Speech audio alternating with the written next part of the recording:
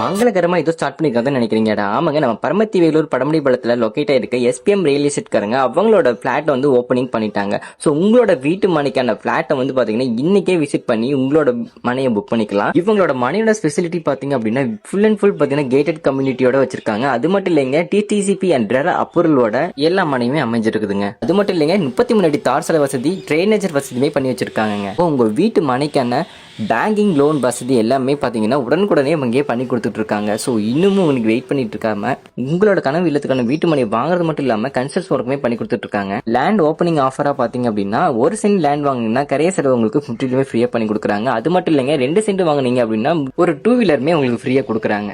நீங்க SPM real எஸ்டேட்ல வீட்டு மனை வாங்கிருக்கீங்க, எப்படி இருக்குதுங்க? வாங்கலாம், விரும்பி வாங்கலாம். நாங்க 2 பிளாட் வாங்கிருக்கோம். 2 பிளாட் வாங்கிருக்கீங்க. அதனால ரேட்டு ரீசனபிளா இருந்தது. அதனால நாங்க சரிட்டு மனம் புக் பண்ணி 2 மனம் புக் பண்ணிருக்கோம். நாங்க ஓட 4 மணி வடக்கு பார்த்து சைடு புக் பண்ணிருக்கோம். ஆனா இது வரைக்கும் எத்தனை லேண்ட் புக் ஆயிருக்கு? மனம் வந்து கண்டிப்பா 10 மணி பக்கமா புக் ஆயிருக்கு.